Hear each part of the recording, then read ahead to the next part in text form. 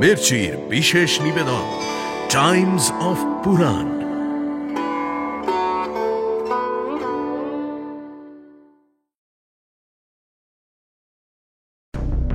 কুরুবংশের কারো কাছে যদি কখনো তোমার অমর্যাদা হয়, পিতৃবংশ জ্ঞান করে তাকে ক্ষমা করো পুত্রী।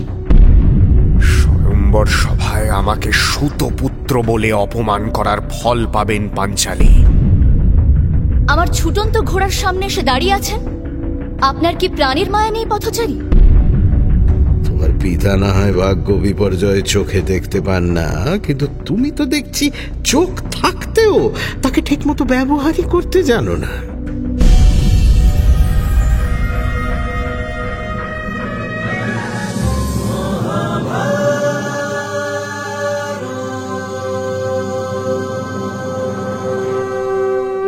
মহাভারত চিরকালের চিরনতুন।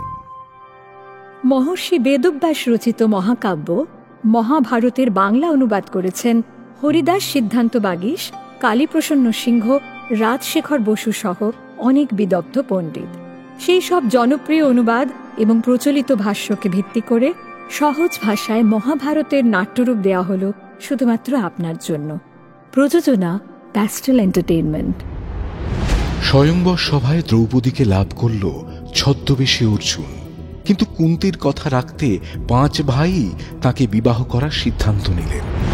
ব্যাসদেবের হস্তক্ষেপে 5 ভাইয়ের সঙ্গে দ্রৌপদীর বিবাহ দিলেন রাজা দ্রুপদ। এদিকে পাণ্ডবদের বিনাশ করার জন্য আবারও নতুন করে ষড়যন্ত্র শুরু করলেন কর্ণ ও দুর্যোধন। তারপর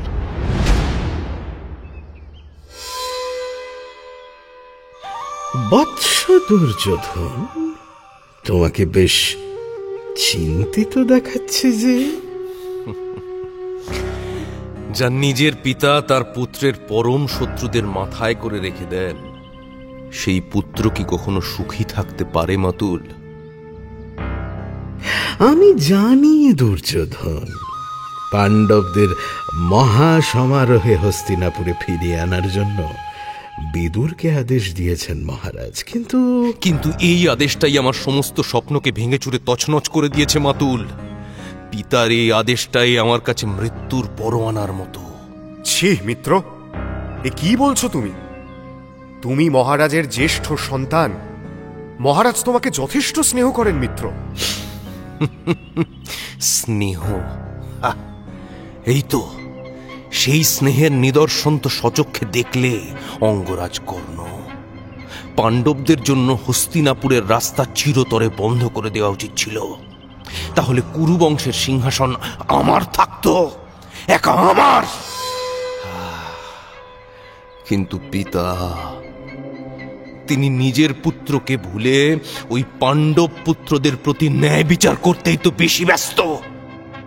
তুমি বলো কর্ণ, পিতা কি তোমার যুদ্ধের প্রস্তাবকে সমর্থন করলেন? হয়তো করতেন, কিন্তু মহামন্ত্রী বিদুর হস্তিনাপুরের অর্থে লালিত হয়ে আমাদেরই সর্বনাশ করতে চান তিনি। উনি বরাবর পাণ্ডবদের প্রতি পক্ষপাত করেন। আমার তো মনে হয় বারণাবতের যতুগৃহ থেকে উনি কোনোভাবে পাণ্ডবদের বাঁচিয়েছেন। মহামন্ত্রী বিদুর। দুর্যোধন, শান্ত হও। তোমার পিতা না হয় ভাগ্য বিপর্যয় চোখে দেখতে পান না, কিন্তু তুমি তো দেখছি চোখ থাকতেও তাকে ঠিকমতো ব্যবহারই করতে জানো না। মানে আপনি কি বলতে চাইছেন মাতুল? আমি বলতে চাইছি যে মহারাজ যা করেছেন ভেবে চিন্তেই করেছেন।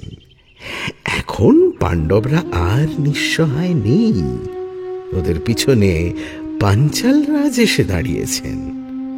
পাঞ্চাল সেনার ক্ষমতা তুমি জানো। নিজেদের পূর্ব অভিজ্ঞতার কথা ভুলে যেও না বৎস। এবার সেই বাহিনীর সঙ্গে যদি যাদব সেনারা এসে যোগ দেয়, তাহলে পাণ্ডবদের তুমি হারাতে পারবে? পারবে না। তাছাড়া যতুগৃহ নিয়ে এমনিতেই প্রজাদের বিরাগ ভাজন হয়েছি আমরা। তার উপর এই যুদ্ধ হলে তাদের মনোভাব কি হতে পারে ভেবে দেখেছ? প্রজা বিদ্রোহ না শুরু হয়ে যায়। সব দিক ভেবেচিন্তে মহারাজ তাই সঠিক সিদ্ধান্তই নিয়েছেন বৎস। খেলতে খেলতে এক পা পিছিয়ে আসার মানে কিন্তু হার স্বীকার করা নয়, বরং প্রতিপক্ষের ওপর দ্বিগুণ তেজে ঝাঁপিয়ে পড়ার জন্য কখনো কখনো পিছিয়ে আসাটাও জরুরি, বুঝলে দুর্যোধন? পাণ্ডবদের হস্তিনাপুরে আসতে দাও দুর্যোধন। স্বয়ম্বর সভায় আমাকে সুতপুত্র বলে অপমান করার ফল পাবেন পাঞ্চালী। স্ত্রীর দোষের শাস্তি ওই পঞ্চপাণ্ডবকেও পেতে হবে। পুত্র দুর্যোধন। মাতা, প্রণাম মাতা। আপনি স্বয়ং কেন এলেন? আমাকে আদেশ করলে তো আমি আপনার কাছে যেতাম। ভ্রাতা শকুনির কক্ষে সংবাদ পাঠিয়েছিলাম, কিন্তু শুনলাম তোমরা তিনজনেই তোমার কক্ষে বসে মন্ত্রণা করছো। একই সঙ্গে তিনজনকেই আমি কিছু বলতে চাই, তাই নিজেই এখানে উপস্থিত হয়েছি। আজ্ঞা করুন মাতা। পাঞ্চালী এই হস্তিনাপুর রাজ্যের রাজবধূ, আমাদের কুরুবংশের পুত্রবধূ। সম্মান এবং আদরের দিক থেকে তোমার পত্নী ভানুমতী এবং পাণ্ডবদের পত্নী পাঞ্চালী আমার কাছে দুজনেই সমান। তাই এমন কিছু করো না যাতে পাঞ্চালীর অমর্যাদা ঘটে। অঙ্গরাজ কর্ণ তোমার পরম শহীদ ঠিকই, কিন্তু তিনি কুরুবংশের রীতিনীতি হয়তো জানেন না, তাই এই ব্যাপারে তাঁর কোনো দায় নেই। এই বংশের মর্যাদা রক্ষার দায় শুধু তোমার পুত্র। ভ্রাতা শকুনিও এখানে অতিথি, তিনি কুরুবংশের কেউ নন। আমার এই কথাটা মনে রেখো দুর্যোধন। যথা আজ্ঞা মাতা।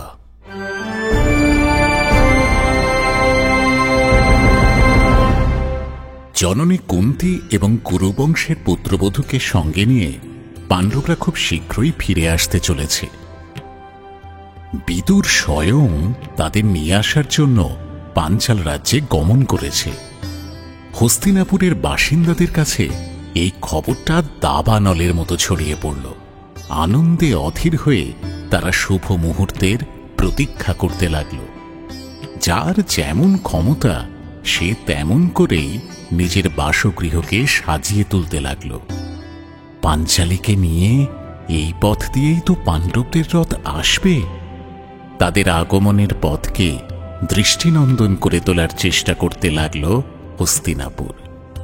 এদিকে মহারাজা ধৃতরাষ্ট্রের আমন্ত্রণ এবং বহুমূল্য উপহার সামগ্রী সঙ্গে নিয়ে পাঞ্চাল রাজ্যে উপস্থিত হয়েছে বিদুর। পাঞ্চাল রাজ দ্রুপদের সঙ্গে সাক্ষাৎ করে ধৃতরাষ্ট্র এবং দ্রোণাচার্যের কুশল বার্তা শোনাল সে। পাণ্ডবগণ এবং পাঞ্চালীর প্রতি মহাত্মা ভীষ্ম ও কুলগুরু কৃপাচার্যের আশীর্বাণীও শোনাল বিদুর। পাণ্ডবদের সৌভাগ্যের সংবাদে কুরুবংশের অন্যরাও যে কতটা আনন্দিত, হস্তিনাপুরের সেই বার্তাও বেশ যত্ন করে জানাল সে। তারপরে পাঞ্চাল রাজ দ্রুপদের কাছে বিদুর নিবেদন করল, হে মহারাজ দ্রুপদ, বিদুরের প্রণাম গ্রহণ করুন। কুরুবংশের আত্মীয়রা এবং হস্তিনাপুরের প্রজারা সকলেই বধূরানী কুন্তী, যাজ্ঞসেনী দ্রৌপদী এবং পঞ্চপাণ্ডবকে দেখার জন্য উন্মুখ হয়ে আছেন মহারাজ। তাছাড়া বধূরানী এবং যুধিষ্ঠিররা সকলেই দীর্ঘদিন রাজ্য ছাড়া, তাঁরাও নিশ্চয়ই হস্তিনাপুরে ফিরে যাওয়ার জন্য উদ্বিগ্ন। আপনি অনুগ্রহ করে তাঁদের সেই অনুমতি দান করুন। আমি কথা দিচ্ছি, পাণ্ডবরা এবং কৃষ্ণা যখন চাইবেন তখনই তাঁদের পাঞ্চাল রাজ্যে আসার জন্য দ্রুতগামী রথ ও বার্তাবাহকের ব্যবস্থা আমি নিজে করে দেব, আমি কথা দিলাম আপনাকে। মহাত্মা বিদুর, দ্রুপদের অভিবাদন গ্রহণ করুন। আপনি স্বয়ং দূত হয়ে আমার রাজ্যে এসেছেন, এতে পাঞ্চাল রাজ্য গৌরবান্বিত হয়েছে। হস্তিনাপুর নরেশ ধৃতরাষ্ট্র এবং বন্ধুবর দ্রোণাচার্যের বার্তা পেয়েও পরম সুখী হলাম। কিন্তু কৃষ্ণা সহ পঞ্চপাণ্ডবকে হস্তিনাপুর ফিরে যাওয়ার আদেশ আমি দিতে পারব না। ধর্মপুত্র যুধিষ্ঠির স্বয়ং যদি মনস্থ করেন, একমাত্র তখনই যাত্রার আয়োজন হতে পারে। তাছাড়া পুরুষশ্রেষ্ঠ কৃষ্ণ এই সভায় উপস্থিত আছেন। হস্তিনাপুরে প্রত্যাবর্তনের ব্যাপারে তার অভিমত তো জানা দরকার। প্রণাম খুল্লতাত। আমরা এখন পাঞ্চাল রাজের অধীন। তিনি যা সিদ্ধান্ত নেবেন তাই মেনে চলব। তিনি বাসুদেবের অভিমত শুনতে চাইছেন। হস্তিনাপুরে ফিরে যাবার ব্যাপারে আমরা সকলেই বাসুদেবের মুখাপেক্ষী। তার সিদ্ধান্ত কি চূড়ান্ত বলে মনে করব। বাসুদেব কৃষ্ণ, বিদুরের প্রণাম গ্রহণ করুন। ধর্মাত্মা বিদুরকে প্রণাম জানাচ্ছে বাসুদেব। আপনার সর্বাঙ্গীন কুশল কামনা করছি আমি। পুরুষোত্তম বাসুদেব, পাণ্ডবদের হস্তিনাপুরে প্রত্যাবর্তনের ব্যাপারে আপনার সম্মতি আছে কি? আমার মনে হয় হস্তিনাপুরের আমন্ত্রণকে স্বীকার করে নেওয়াই এখন পরম কর্তব্য। সেই রাজ্যেই তো পাণ্ডবদের অধিকার। জ্যেষ্ঠ ভ্রাতা যুধিষ্ঠিরের যদি ভিন্ন মত না থাকে, তাহলে পিতৃশ্বশা কুন্তী এবং কৃষ্ণাকে নিয়ে পাণ্ডবদের সেখানেই ফিরে যাওয়া উচিত। বাসুদেব, তুমি যখন সম্মতি দিচ্ছ তখন আমার কিছুই বলার নেই। মাতা, ভ্রাতা এবং পাঞ্চালীকে নিয়ে আমি সত্বর ফিরে যেতে চাই। অনুগ্রহ করে সেই সুযোগ করে দিন খুল্লতাত। যদিও আমার আমন্ত্রণ নেই, কিন্তু পাণ্ডবদের সঙ্গে আমিও হস্তিনাপুরে যেতে চাই। খুল্লতাত বিদুর, এ তো পরম সৌভাগ্যের কথা বাসুদেব। আপনি স্বয়ং আসতে চাইছেন। এ যে হস্তিনাপুরের কত বড় গর্ব। কুরু রাজ্যের হয়ে আমি আপনাকে সেখানে আসার জন্য অন্তর থেকে স্বাগত জানাচ্ছি বাসুদেব। আগামীকাল শুভ মুহূর্তে আমরা হস্তিনাপুরের পথে যাত্রা করব।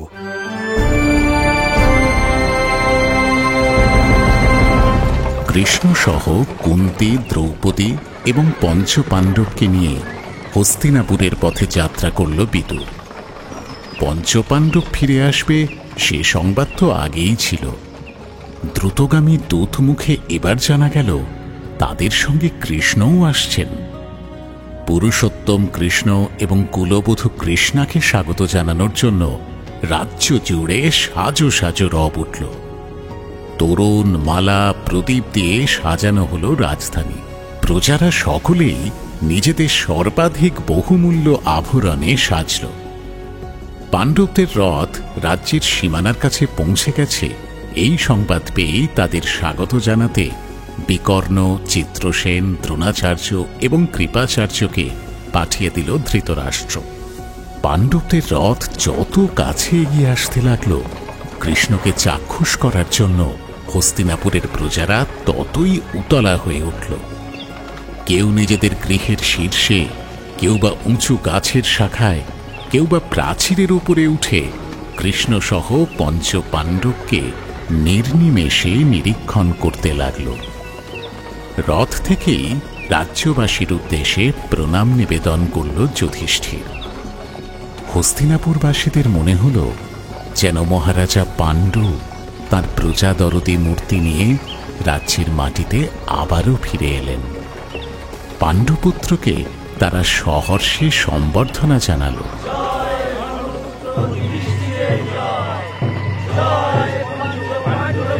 যুধিষ্ঠিরের রথের পরেই রয়েছে কৃষ্ণের রথ। তাঁকে দেখেই উদ্বেল হয়ে উঠল হস্তিনাপুর নগরী।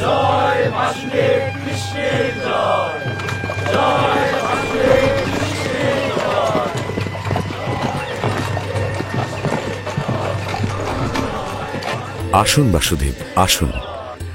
হস্তিনাপুরে আপনাকে স্বাগত জানাই। আজ সত্যিই যেন সহস্র সূর্যোদয় ঘটল। কুরুকুল সূর্য মহাত্মা ভীষ্মকে বাসুদেব কৃষ্ণের প্রণাম। প্রণাম পিতামহ। আয়ুষ্মান ভব। বৎস যুধিষ্ঠির, তোমাদের সর্বাঙ্গীন কুশল দেখে আজ আমি পরম শান্তি পেলাম। প্রণাম পিতামহ। আপনি স্বয়ং কুশলে তো? অর্জুন, প্রিয় অর্জুন, এসো এসো এসো পুত্র, আমার কাছে এসো। সৌভাগ্যশালী হও, দীর্ঘায়ু হও। বিদুর, আজ্ঞা করুন জ্যেষ্ঠতাত। 5 ভ্রাতাকে পাণ্ডুর ভবনে নিয়ে যাও। আসুন আসুন বাসুদেব, আমার ভবনে আসুন। পথশ্রমে খুব ক্লান্ত নিশ্চয়, আপনার বিশ্রামের আয়োজন করছি।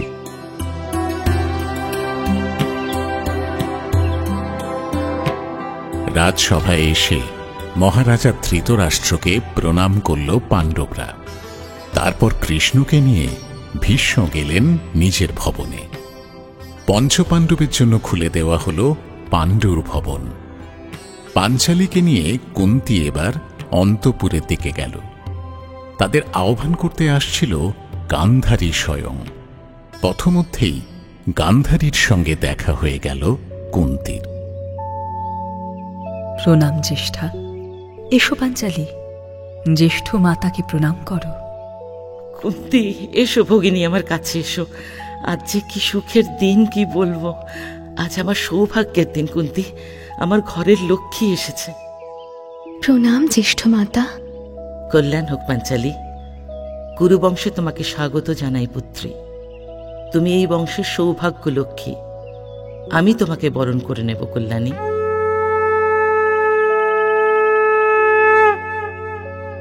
তুমি শতায়ু হও পুত্রী, বীর পুত্র প্রসব করো, স্বামী গর্বে পুত্র গর্বে গরবিনী হয়ে ওঠো।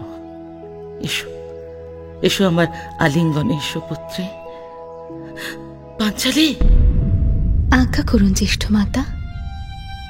কুরুবংশের কারো কাছে যদি কখনো তোমার অমর্যাদা হয়, পিতৃবংশ জ্ঞান করে তাকে ক্ষমা করো পুত্রী। এ আপনি কি বলছেন জ্যেষ্ঠ মাতা? আপনারা সকলেই আমার গুরুজন, আমার প্রণম্য। চিরকাল তাই যেন থাকতে পারি। ধৃতরাষ্ট্রের আদেশে কৃষ্ণ এবং পঞ্চপাণ্ডবের আতিথেয়তার দায়িত্বে রইল বিদুর। রাজ্য জুড়ে উৎসবের আবহ শুরু হয়েছে। সেসব দেখে আমোদ আহ্লাদে অংশ নিয়ে এবং পরিজনদের সঙ্গে মিলিত হয়ে কয়েকটা দিন বেশ সুখেই কাটালো পাণ্ডবরা। এদিকে পাণ্ডবদের প্রত্যাবর্তনে দুর্যোধন ও তার সঙ্গীদের মনে যে একটুও শান্তি নেই, সে কথা বলাই বাহুল্য। কিন্তু অন্তঃপুরে আরও একজনের মনে ঘোর আশঙ্কা দেখা দিয়েছে। সে হল গান্ধারী। দ্রৌপদীকে আলিঙ্গন করার সঙ্গে সঙ্গে তার বুক কেঁপে উঠেছে। দ্রৌপদীর স্পর্শে গান্ধারীর অন্তঃস্থল যেন বাংময় হয়ে উঠল। অতর্কিতে মনে হল এই নারীর কারণেই তার শতপুত্রের মহাভয় উপস্থিত হবে, কুরুবংশের ঘোর সর্বনাশ দেখা দেবে। এই কথা মনে হতেই নিজের অজান্তে কেঁপে উঠল গান্ধারী। কিন্তু কাউকে কিছু বলতে পারল না সে। দেখতে দেখতে হস্তিনাপুরে কয়েকদিন কেটেও গেল। একদিন মহারাজা ধৃতরাষ্ট্র আর পিতামহ ভীষ্মের আহ্বানে পঞ্চপাণ্ডব হস্তিনাপুরের রাজসভায় এসে উপস্থিত হল। সভার গুরুজনদের প্রণাম করে ধৃতরাষ্ট্রের আজ্ঞায় পাণ্ডবরা আসন গ্রহণ করার পর যুধিষ্ঠিরকে ধৃতরাষ্ট্র জানাল, বৎস যুধিষ্ঠির, আমার অনুজ মহারাজা পাণ্ডুর উত্তরাধিকারী তোমরা। কুরু রাজ্যের উপর তোমাদেরও অধিকার আছে। এই বিশাল কুরু রাজ্যকে আমি তাই দু ভাগে ভাগ করছি। এক অংশ থাকবে আমার শাসনে। সেই অংশের যুবরাজ হল দুর্যোধন, আর অপর অংশের রাজা হবে তুমি। তোমাকে আমি খাণ্ডবপ্রস্থ দিলাম। তোমার 4 ভাই দ্রৌপদী সহ আত্মীয় পরিবার নিয়ে তুমি সেখানে যাত্রা করো বৎস। রাজ্য ভাগ হলেই সব দিক দিয়ে মঙ্গল। দুর্যোধনের সঙ্গে বিবাদ বিসম্বাদেরও সৃষ্টি হবে না। তাহলে অর্জুন স্বয়ং যদি খাণ্ডবপ্রস্থের রক্ষক হয়ে দাঁড়ায়, তবে আর কেউই তোমার কোনো ক্ষতি করতে পারবে না পুত্র। বিজয়ী হও পুত্র। যথাজ্ঞা জ্যেষ্ঠতা। তো আপনার ইচ্ছাই পূর্ণ হোক। আমরা খাণ্ডবপ্রস্থের দিকেই যাত্রা করব। প্রণাম মহারাজ।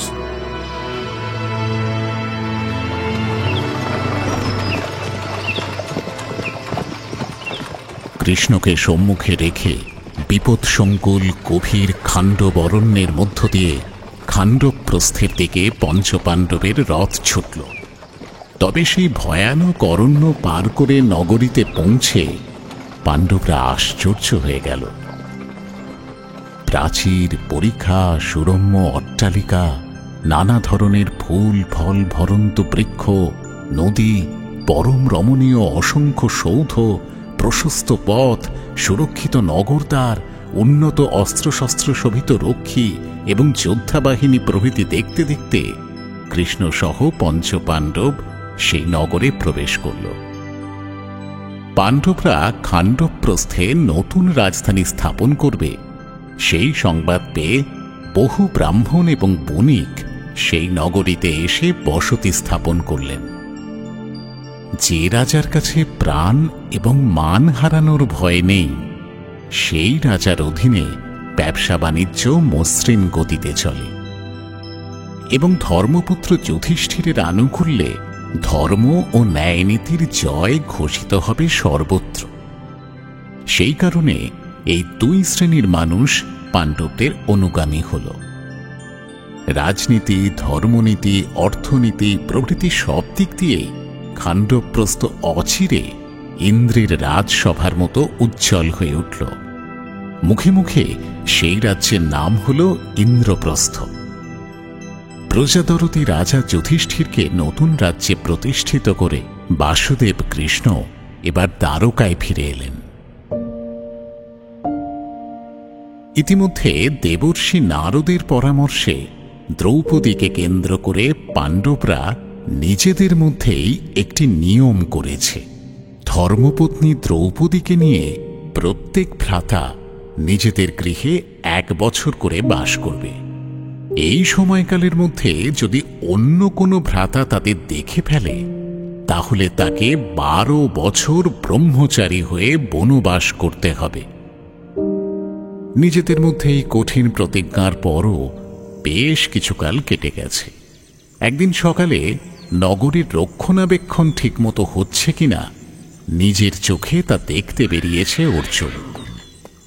এমন সময় উচ্চকণ্ঠে কাঁদতে কাঁদতে এক ব্রাহ্মণ তার কাছে ছুটে এলো।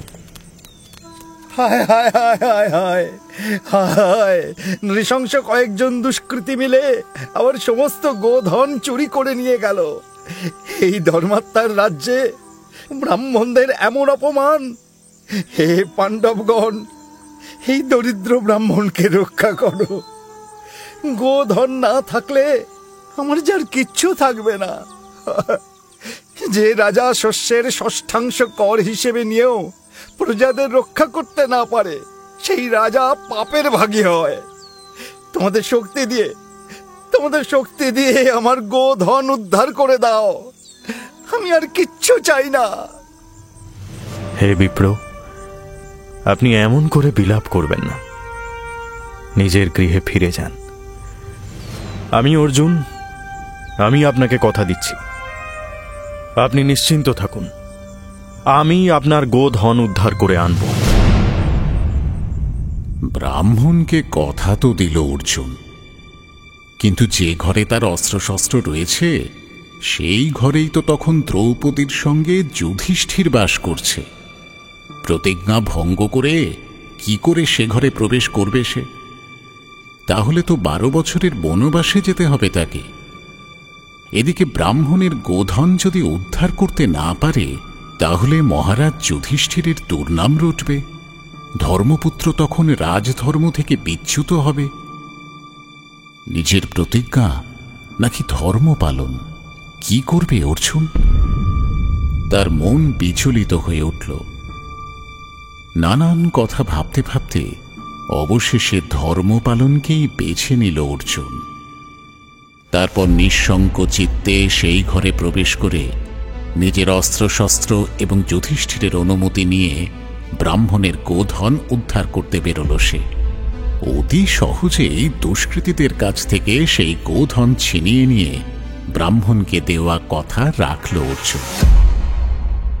তারপর শান্ত চিত্তে যুধিষ্ঠিরের কাছে বনবাসে যাওয়ার অনুমতি প্রার্থনা করল সে। অর্জুন, তুমি যদি সত্যিই আমাকে তোমার প্রভু বলে মনে করো, তাহলে আমার কথা মন দিয়ে শোনো। সস্ত্রীক কনিষ্ঠের গৃহে প্রবেশ করাটা জ্যেষ্ঠের পক্ষে অন্যায়, কিন্তু জ্যেষ্ঠের ঘরে কনিষ্ঠ আসতেই পারে, তাতে কোনো অন্যায় হয় না ভ্রাতা। এতে আমার কিছুমাত্র অপমান হয়নি।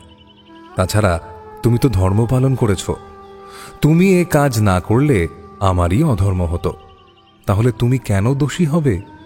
তোমাকে বনবাস করতে হবে না অনুজ। আমি তোমাকে বলছি, তুমি কোনো অধর্ম করনি।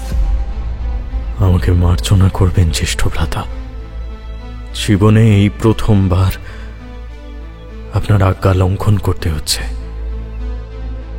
আমি প্রতিজ্ঞাবদ্ধ ছিলাম, সেই প্রতিজ্ঞা ভঙ্গ করার দায় আমাকে নিতেই হবে। তা না হলে আমি ধর্মে পতিত হব যে। এই ধনুক স্পর্শ করে বলছি মহারাজ, আমি সত্যের পথ থেকে বিচলিত হতে পারবো না। আমাকে প্রতিজ্ঞা ভঙ্গের অপরাধে অপরাধী করবেন না আপনি। আপনার কাছ থেকে করজোড়ে আমি বনবাসের অনুমতি প্রার্থনা করছি মহারাজ। যুধিষ্ঠির আর কি বা করবে? অর্জুনকে 12 বছর বনবাসের অনুমতি তাকে দিতেই হল। যুধিষ্ঠিরকে প্রণাম করে ইন্দ্রপ্রস্থ ছেড়ে পদব্রজে বেরিয়ে এলো অর্জুন। রাজ্যের বেশ কয়েকজন শাস্ত্রজ্ঞ ব্রাহ্মণও অর্জুনের সঙ্গে পথে নামল। বহু নদ নদী সরোবর ও নানা দেশ পেরিয়ে ঋষিদের আশ্রমে যজ্ঞে অংশ নিতে নিতে আরও দূর পথের দিকে চলেছে অর্জুন। ব্রহ্মচারীর মতো বেশ তার। নিতান্ত প্রয়োজন না হলে অস্ত্রেও হাত দেয় না সে। যাগ যজ্ঞ, ধর্মকথা শ্রবণ, উপবাস এবং বেদপাঠ সম্বল করে তৃতীয় পাণ্ডব এবার সম্পূর্ণ এক নতুন জীবন যাপন করছে। ভ্রমণ করতে করতে একদিন গঙ্গা তীরে এসে পৌঁছল অর্জুন। আহ, কি চমৎকার হাওয়া! শরীর মন সব যেন জুড়িয়ে গেল। আজ গঙ্গার এই পবিত্র জলে স্নান করার আগে পিতৃপুরুষের তর্পণ করব আমি। হে দেবী গঙ্গে, আপনার জলে পাদস্পর্শ করার অনুমতি প্রদান করুন দেবী। তস্मै স্বাধা নমঃ, তস্मै স্বাধা নমঃ, তস্मै স্বাধা নমঃ। ওম শদ্দপাতক সংহন্ত্রী শদ্দ দুঃখ বিনাশিনী সুখদে মোক্ষদে গঙ্গে গঙ্গৈব পরমাঙ্গতে। কি আমাকে জলের ভেতরে টেনে নিয়ে যাচ্ছে কে? কে তুমি? দেব না যক্ষ?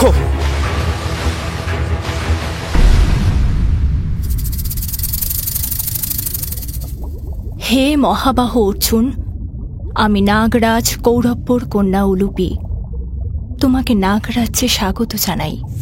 নাগরাজ কন্যা? অর্জুনকে আকর্ষণ করে নিয়ে আসার মতো সাহস তোমার হলো কি করে কন্যা? অনুরাগী হয়তো প্রণয়িনীকে সাহসী করে তোলে। তর্পণ ও স্নানের জন্য তুমি যখন গঙ্গায় নেমেছিলে অর্জুন, তখনই তোমাকে দেখে আমি মুগ্ধ হয়েছি। তাই তোমাকে এই নাগরাজ্যে নিয়ে এসেছি। তুমি আমার প্রণয় প্রস্তাব স্বীকার করো প্রিয়।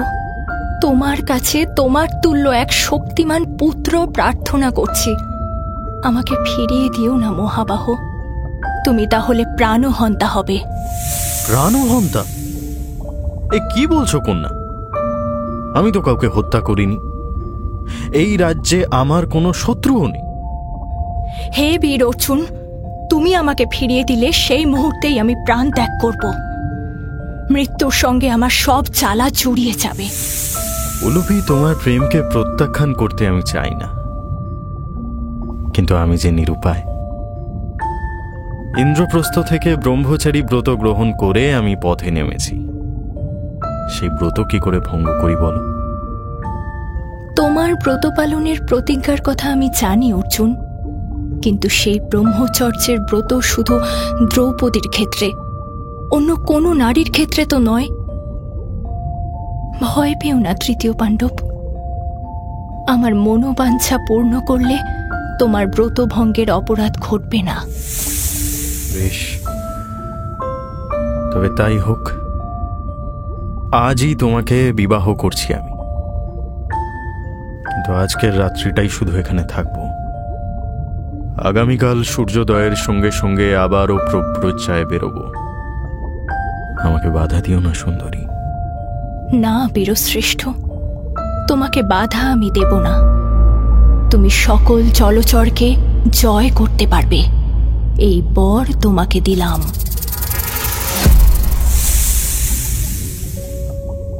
অর্জুন আর উলুপির সেই একদিনের দাম্পত্যের ফলে উলুপির গর্ভে অর্জুন পুত্র ইরাবানের জন্ম হল। অর্জুন অবশ্য তখন নাগলোক থেকে অনেক দূরে। কথা মতো তার পরদিনই হিমাচলের পথে পাড়ি দিল অর্জুন। বশিষ্ঠ পর্বত, ভৃগুতুঙ্গ পর্বত, নন্দা মহানন্দা নদী পার হয়ে গয়া, অঙ্গ, বঙ্গ, কলিঙ্গের নানা তীর্থ দর্শন করে তৃপ্ত হল সে। ইন্দ্রপ্রস্থ থেকে যে ব্রাহ্মণরা তার সঙ্গে এসেছিল তারা কলিঙ্গ রাজ্য থেকেই বিদায় নিল। অর্জুন এখন সম্পূর্ণ একা। কলিঙ্গ পেরিয়ে অন্যান্য তীর্থস্থান দর্শন করে মহেন্দ্র পর্বত হয়ে অর্জুন এবার মণিপুর রাজ্যে এসে পৌঁছল। সেখানকার দেবালয় এবং সিদ্ধ আশ্রম সকল দর্শন করতে করতে মণিপুরের রাজধানীতে এসে পড়ল অর্জুন। ছবির মতো সুন্দর নয়নাভিরাম সেই রাজধানীর পথ ঘাট, অট্টালিকা, উদ্যানগুলিকে মুগ্ধ চোখে দেখতে দেখতে একের পর এক উদ্যান পেরিয়ে ক্রমে রাজপ্রাসাদের দিকে চলেছে সে। পথমধ্যে হঠাৎই এক অশ্বারোহিণী যুবতীকে দেখে স্থাণুবৎ দাঁড়িয়ে পড়ল অর্জুন। যুবতীর পরনে রাজবেশ, শিরে উষ্ণীষ, কোমরবন্ধ থেকে ঝুলছে তলোয়ার। অপূর্ব সুন্দরী সে। সম্ভ্রম, ব্যক্তিত্ব আর স্বাধীনতা তাকে ঘিরে যেন এক আশ্চর্য বলয় তৈরি করেছে। এমন নারী তো আগে কখনো দেখেনি অর্জুন। এর পরিচয় কি? এক পথচারীকে জিজ্ঞাসা করল অর্জুন। মাননীয় মহোদয়, ওই যে অশ্বপৃষ্ঠে রাজবেশে বসে আছেন যে কন্যা, উনি কে? ওর পরিচয় কি? ওনাকে রাজবেশ ধরতে হবে কেন? উনিই তো এই রাজ্যের যুবরাজ। যুবরাজ? কিন্তু উনি তো একজন নারী। মহোদয় বোধহয় মণিপুরেই প্রথম এলেন, তাই হয়তো কুমার চিত্রাঙ্গদাকে চেনেন না। কুমার চিত্রাঙ্গদা? মার্জনা করবে না, আমি ঠিক বুঝতে পারলাম না। আপনি নবীন অতিথি, আপনাকে মণিপুরে স্বাগত জানাই। আমাদের রাজকুমারী চিত্রাঙ্গদা কন্যা হলেও রাজা স্বয়ং তাকে পুত্রের মতোই মানুষ করেছেন। যুদ্ধবিদ্যা, অস্ত্রচালনা, প্রতিপক্ষকে আক্রমণ করা, প্রতি আক্রমণের জবাব দেওয়া, এই সমস্ত কৌশলে তিনি কোনো রাজকুমারের থেকে কম নন। অদ্ভুত তো, এমন রাজকন্যা আমি কখনো দেখিনি। এই কন্যার সঙ্গে একটিবার আলাপ করব। এই উদ্ধত ভঙ্গি আমাকে চুম্বকের মতো আকর্ষণ করছে যে। ওই যে উনি ঘোড়া ছুটে এদিকেই আসছেন, একবার তার সামনে গিয়ে দাঁড়াই না হয়।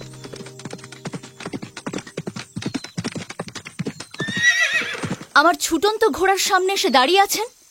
আপনার কি প্রাণীর মায়া নেই পথচারী? আমি অনেক দূরদেশ থেকে এসেছি, আপনার সঙ্গে একটিবার আলাপ করব বলে এখানে অপেক্ষা করছি রাজকুমারী। চিত্রাঙ্গদা পর্দানুসীন নন যে তার সঙ্গে আলাপ করার জন্য এমন একান্তে অপেক্ষা করতে হবে। নগরের যে কোনো স্থানেই আমার দর্শন মিলতে পারে। তাছাড়া কোনো অজ্ঞাত কুলশীল মানুষের সঙ্গে আমি আলাপ করি না। আপনার যদি কোনো বিশেষ সমস্যা থাকে তো বলতে পারেন।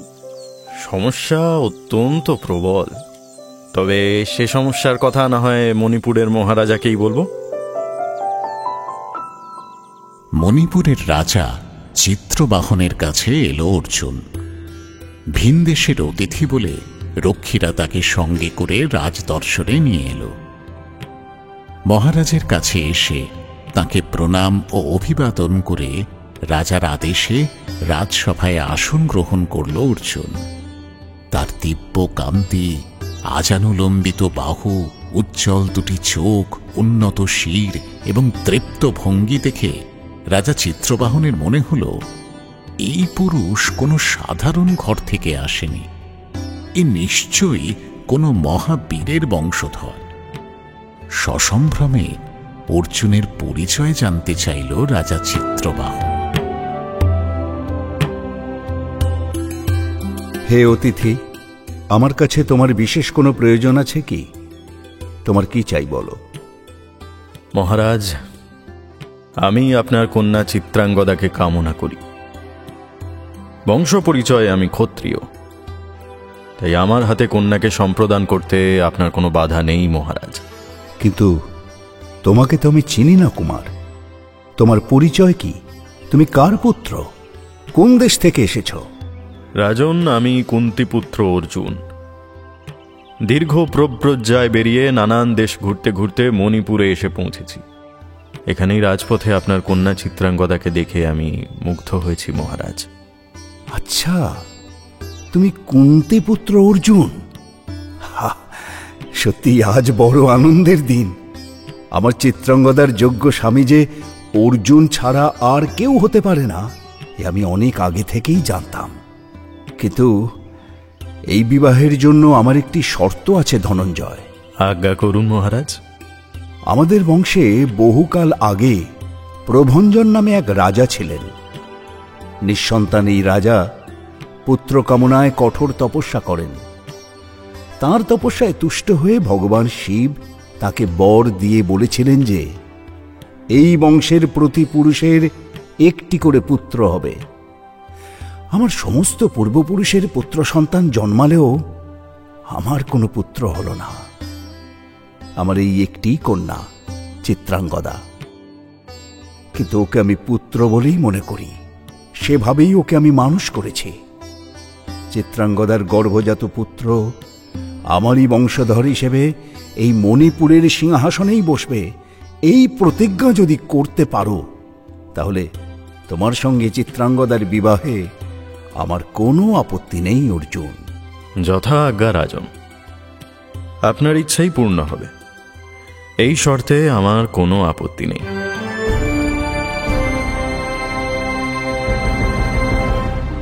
মণিপুরের রাজা চিত্রবাহনের শর্তে সম্মত হল অর্জুন।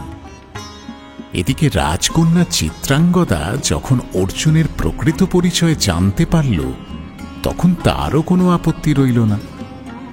মনে মনে হয়তোবা তৃতীয় পাণ্ডবের জন্যই অপেক্ষা করছিল সেই তেজস্বিনী। মণিপুর রাজ্য জুড়ে এবার প্রবল সমারোহে রাজকন্যার বিবাহের উদ্যোগ শুরু হল। বরবেশী অর্জুন এবং কন্যা চিত্রাঙ্গদার মিলন দেখতে স্বর্গের দেবতারাও উৎসুক হয়ে উঠলেন। পুত্র অর্জুনের মাথায় দেবরাজ ইন্দ্রের আশীর্বাদ বর্ষিত হল।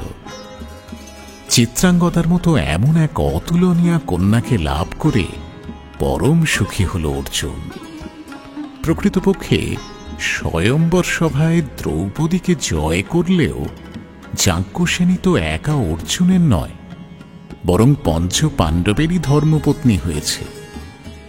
অর্জুনের মনে কোনো অসূয়া নেই তা সত্য, তবে রাজবংশের পাটরানী দ্রৌপদী বহুলাংশেই নীতি নিয়মের শিকলে বন্দী। সেই সঙ্গে 5 ভ্রাতার প্রত্যেকের সঙ্গে মাত্র 1 বছর করে তার দাম্পত্য যাপনের রীতি তারা নিজেরাই ঠিক করেছে।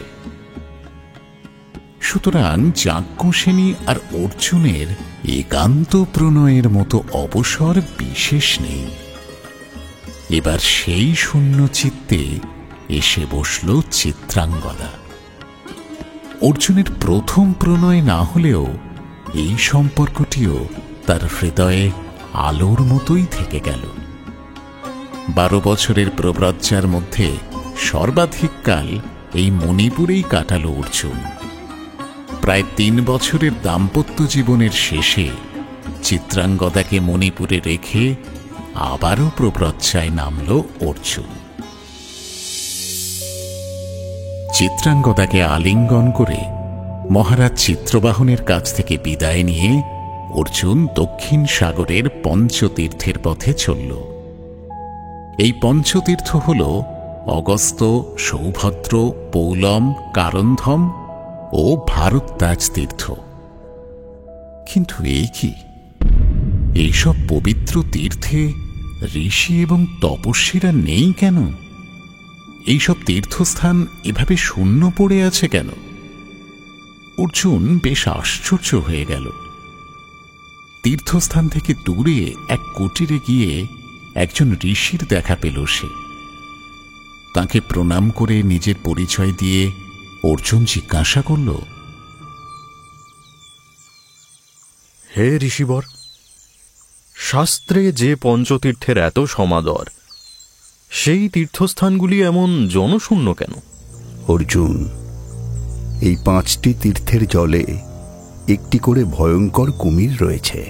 এই জলে যে নামে তাকেই টেনে নিয়ে যায় তারা। তাদের ভয়ে এখানে কেউ আসে না। একসময় দেবতারাও যে তীর্থে এসে তপস্যা করেছেন, সেই সব তীর্থস্থানগুলো আজ জনশূন্য হয়ে পড়ে আছে। আপনি মনক্ষুণ্ণ হবেন না ঋষিবর। এই সকল তীর্থে আবার যাতে প্রাণের স্পন্দন জাগে, সেই ব্যবস্থাই আমি করে দিয়ে যাব। এই তীর্থের জলে স্নান করব আমি। না না না অর্জুন, না। সে বড় ভয়ঙ্কর কুমির। তার কামড় থেকে কেউ বাঁচে না। তীর মেরেও তাকে বধ করতে পারবে না তুমি। তীর ছুঁড়ে তার চামড়া ভেদ করতে পারবে না বৎস। আপনি আতঙ্কিত হবেন না ঋষিবর। আপনার আশীর্বাদ থাকলে আমি সব করতে পারব। ঋষিকে আশ্বস্ত করে সৌভদ্র তীর্থের নদীতে স্নান করতে নামল অর্জুন। নামার সঙ্গে সঙ্গে এক বিরাট কুমির তার পা কামড়ে ধরল। অর্জুন এবার সেই কুমিরকে সবলে টেনে তুলে নদীর তীরে এনে ফেলল। কিন্তু তীরে এসে পড়ার সঙ্গে সঙ্গে সেই কুমিরের আবরণ খসে পড়তে লাগল। তার ভয়ানক চেহারার ভেতর থেকে ধীরে ধীরে এক অনিন্দ সুন্দরী কন্যা বেরিয়ে এল। শালঙ্কারা সেই নারীকে দেখে বিস্ময়ে বিমূঢ় হয়ে গেল অর্জুন। হে ভদ্রে, কে আপনি? এই কুমিরের বেশেই বা এখানে রয়েছেন কেন? আমি কোনো সাধারণ নারী নই। আমি স্বর্গের অপ্সরা। আমার নাম বর্গা। স্বর্গে কুবেরের প্রিয় পাত্রী ছিলাম আমি। আমার 4 সখীর সঙ্গে একবার ইন্দ্রলোকে ভ্রমণে গিয়েছিলাম। ফেরার পথে দেখি এক রূপবান ব্রাহ্মণ কুমার খুব মন দিয়ে বেদ পাঠ করছেন। আমরা সবাই মিলে তাকে প্রলুব্ধ করতে চেষ্টা করলে তিনি ভয়ানক রেগে গিয়ে আমাদের শাপ দিলেন। তাঁর শাপেই আমরা এই 5 সখী এই 5 তীর্থের নদীতে ভয়ানক কুমির হয়ে জন্মেছি। তবে আমাদের অনুনয় বিনয় শুনে ব্রাহ্মণ বলেছিলেন, কোনো পুরুষ শ্রেষ্ঠ যদি আমাদের জল থেকে তুলে নদীর তীরে এনে ফেলতে পারেন, তাহলে আমরা আবার নিজেদের পুরনো অস্তিত্ব ফিরে পাব। সেই অভিশাপের 100 বছর পরে আপনি আমাকে মুক্ত করলেন। আপনাকে অনুরোধ করছি, আমার আরও 4 সখীকেও মুক্তি দিন। হে বীর, বাকি 4 তীর্থের নদীতে তারাও আমারই মতো দুর্ভাগ্যের প্রহর গুনছে। তাদের না নিয়ে আমি স্বর্গে ফিরে যেতে পারবো না। আপনার আজ্ঞা শিরোধার্য। আমাকে পথ দেখিয়ে নিয়ে চলুন ভদ্রে। আপনার সখীদেরও আমি মুক্তি দেব। অপ্সরা বর্গাকে সঙ্গে নিয়ে একে একে আরও 4টি তীর্থে গেল অর্জুন। সেই সব তীর্থ থেকেও আরও 4 জন কুমির রূপী অপ্সরাকে মুক্তি দিল সে। 5 অপ্সরা এবার মনের সুখে স্বর্গে চলে গেল। পঞ্চতীর্থের অভিশাপ মুক্তি ঘটার সংবাদে মুনি ঋষি তপস্বীদের মধ্যে আলোড়ন পড়ে গেল। তারা সকলেই দুহাত তুলে অর্জুনকে আশীর্বাদ করলেন। মুনি ঋষিদের প্রণাম করে আবারও পথে নামল অর্জুন। তার প্রব্রজ্জা তো এখনো শেষ হয়নি, তাকে সামনে এগোতে হবে। কিন্তু তার প্রাণের কোন গোপন তন্ত্রীতে মণিপুর বেজে চলেছে। সেখানে মূর্ত হয়ে আছে চিত্রাঙ্গদা। অর্জুন কি তবে দুর্বল হয়ে পড়ছে? না, সে তো বীর। যে কোনো দুর্বলতা থেকে তার মুক্তির প্রয়োজন। বীরের কোনো পিছুটান থাকতে নেই, তাকে যে নির্মোহ হতে হবে। নিজের সমস্ত দুর্বলতার ইতি টানতেই আবারও মণিপুরে ফিরে এলো অর্জুন। চিত্রাঙ্গদার কাছ থেকে অন্তরাত্মাকে সরিয়ে আনতে হবে। তবে তার আগে রাজা চিত্রবাহনের শর্ত মতো চিত্রাঙ্গদার গর্ভে সন্তান আনতে হবে। কিন্তু সেই সন্তান কুরুবংশের নয়। কিছু স্মৃতি ভিন্ন, অর্জুনের তাই সঙ্গে করে নিয়ে যাওয়ার মতো কিচ্ছু নেই। নিজের কোনো দাবি কিংবা অধিকার কিছুই রাখবে না সে। সেই সব দায় থেকে নিষ্কৃতি পেতেই হয়তো আবারও মণিপুরে ফিরে এলো অর্জুন। ফিরে এলো তার চিত্রাঙ্গদার কাছে। প্রব্রজ্জার জীবনে এই একবারই নিজের ছেড়ে যাওয়া মাটিতে আবারও তার পায়ের ছাপ পড়ল। হৃদয় আর দায়িত্বের এমন দোলাচল কি অর্জুনের উপর ভার হয়ে চেপে বসেছে? নিজের সঙ্গে যুদ্ধ করতে করতে মণিপুরে ফিরল অর্জুন। এই আকর্ষণ ছেড়ে তাকে বেরোতেই হবে।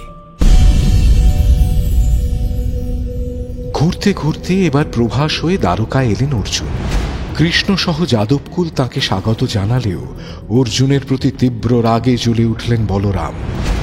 যাদব নেতাদের নিয়ে অর্জুনের সঙ্গে যুদ্ধ করতে তৈরি হল দ্বারকা। কিন্তু কেন, কি এমন বিপদ ঘটালেন অর্জুন? কৃষ্ণই বা কি করলেন? সেই কাহিনী নিয়েই ফিরে আসছি আগামী পর্বে।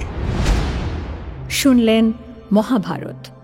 মুখ্য ভূমিকায় ব্যাসদেব, সঞ্জয় দত্ত, গান্ধারী সুদীপা বসু, শকুনি দীপ, কর্ণ অগ্নি, দুর্যোধন অনুজয় চট্টোপাধ্যায়, বিদুর সোমক রায়, দ্রুপদ ইন্দ্রনীল ভাদুরী, কৃষ্ণ গৌরব তপাদার, যুধিষ্ঠির সৌম্যাদিত্য মুখার্জি, ভীষ্ম উৎপল সরকার, অর্জুন শায়ক আমান, কুন্তী মধুবন্তী মিত্র, দ্রৌপদী দেবশ্রী মুখার্জি, উলুপি শ্রাবস্তী গুহ, চিত্রাঙ্গদা অধ্যায় সাহা, নাট্যরূপ মহুয়া ব্যানার্জি, শব্দগ্রহণ ও আবহ সত্যজিৎ সেন, শব্দ পরিকল্পনা ও মিশ্রণ সব্যসাচী মুখার্জি, পরিচালনায় শাওলি মজুমদার, সৃজনশীল পরিচালনা ইন্দ্রাণী চক্রবর্তী, প্রযোজনা প্যাস্টেল এন্টারটেইনমেন্ট। টাইমস অফ পুরাণ আপনার জন্য মির্চি বাংলা ইউটিউব চ্যানেল এবং গানা অ্যাপে।